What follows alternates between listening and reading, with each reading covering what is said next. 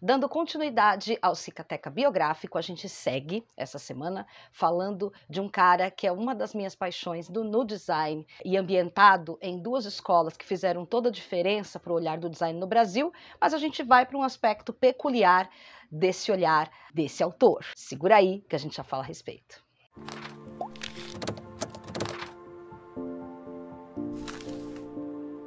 Cicateca, seu F5 da semana, traz mais um biográfico. Lembrando que o Cicateca não vai parar, assim como a Atom Studios não para nesse período de festas, período natalino. Tá? A gente trabalha ininterruptamente trazendo informações para você no que se refere a design, comunicação, arte, arquitetura, entre outros. A gente só pulou nesse momento os eventos por conta dessa situação da pandemia, tá? Mas assim que tudo isso terminar, rogo que logo, a gente traz todas essas informações relacionadas também com exposições.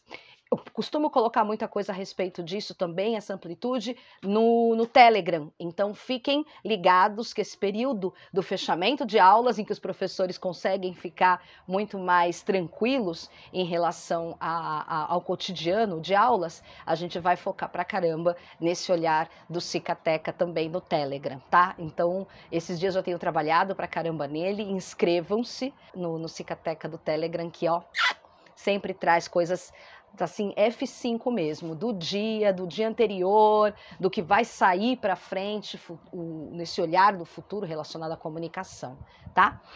Eu falo hoje de Laszlo Moholy-Nagy, que é um cara que eu estudei na universidade e que chamou minha atenção desde o início, porque estava, inclusive, seu olhar no meu TCC. Desde as criações plásticas do Laszlo Moholy-Nagy, então desde suas pinturas, até o seu olhar focado em arquitetura e materiais e design, a sua oficina de metal na Bauhaus, a gente observa que ele era um cara multidisciplinar e interdisciplinar desde sempre. A gente volta um pouquinho o pé atrás com a questão do Laszlo Moholy-Nagy, quando a gente vê a intriga que acontecia entre o Walter Gropius e o Johannes Itten. Os dois nunca se deram muito bem, mas Gropius sabia que o Johannes Itten era o chefe das oficinas. Ele tinha o maior controle relacionado ao estar presente com os alunos nas oficinas da Bauhaus. E encerra-se a etapa de Johannes Itten no período de Weimar. Gropius vai para a Bauhaus de Dessau e segue com um olhar diferenciado,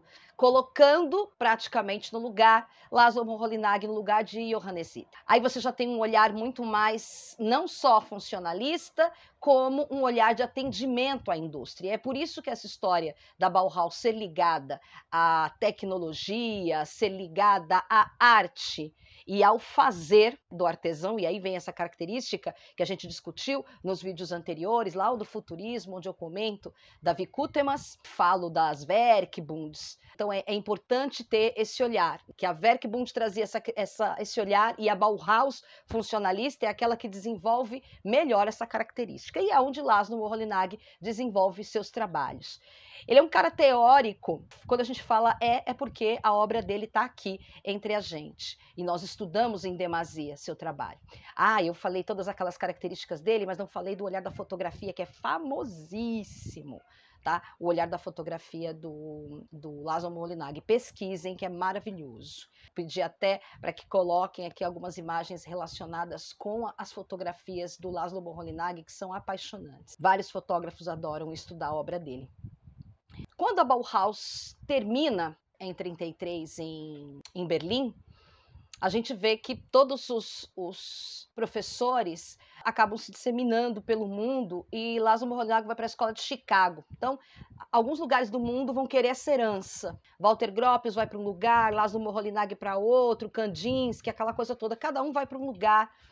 E em Chicago, a dor de Laszlo Moholy-Nagy relacionada com o design começa a piorar, porque lá em Dessau ele conseguia ter um olhar criativo, mas em Chicago ele já tinha as encomendas já trazidas pela indústria. Então o que a escola de Chicago tinha que fazer era executar.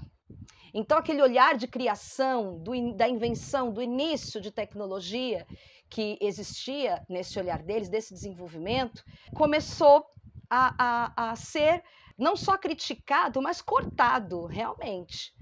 E a Escola de Chicago também fica ali entre vários professores que querem retirar o Laszlo Moholy-Nagy para se intitular como diretor e fazer com que esse olhar abrace completamente a indústria. Não que o design não é feito para a indústria, muito pelo contrário, mas é que existia uma demanda que praticamente as escolas criavam. E de repente vem as encomendas das indústrias como se fosse simplesmente para executar. Então esse olhar da criação era simplesmente a execução física de um projeto que já vinha nesse olhar deles. Então isso incomodava pra caramba Laszlo Moholy-Nagy. O livro que eu trago para vocês, que é uma joia rara da Gustavo Gigli, é esse livro, Laszlo Moholy-Nagy, do material à arquitetura. Esse livro é guardado num plástico na minha casa, que eu morro de dó de mexer, mas só a leitura vale um olhar completamente diferente. Nós percebemos nas questões educativas, do material, o volume de entender a escultura e o espaço dentro da arquitetura, já é um olhar completamente diferente e muito peculiar. Gostaria que, se vocês tivessem acesso, observassem um trecho do livro que vale extremamente a pena, chama O Homem Setorizado. E ele comenta que o homem primitivo, ele era completo, porque ele ele era caçador, ele era artesão, ele era construtor, ele era médico, ele era tudo. E após, ao invés de nós seguirmos fazendo com que esse homem por si só conseguisse evoluir, não, nós segmentamos a sociedade. Então, trouxemos cada homem com uma característica que é válida para mercado, digamos. Isso é uma crítica muito interessante na Wikutemas. Vale muito a pena ler sobre. Aliás, a gente tem um Cicateca que vai ser feito, obviamente, provavelmente vai ser o Cicateca de Natal, já estou lançando o spoilão, que vai ser sobre a Wikutemas, do livro recente que saiu da editora Quinoros sobre o assunto. E aí ele vai falando do futuro precisa do homem por inteiro e o sistema de produção atual.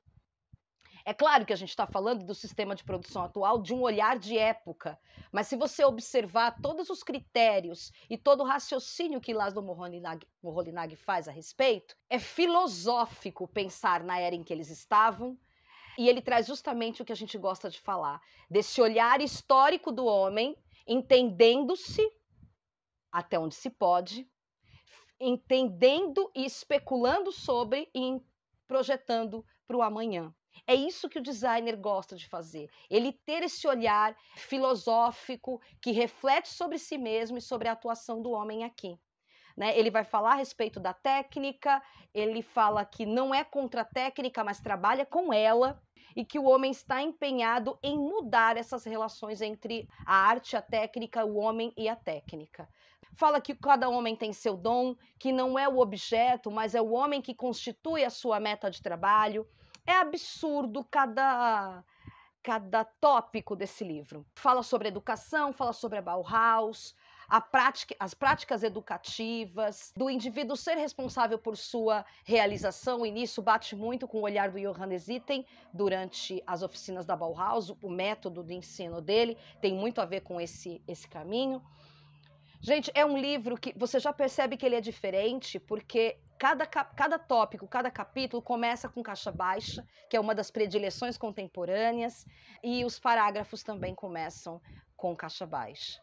Então você vê que ele tem um aspecto menos exatamente didático e mais filosófico para se entender sobre design, sobre o homem, sobre o material e sobre a arquitetura. Extremamente válido, procurem. Esse livro foi comprado pela Amazon.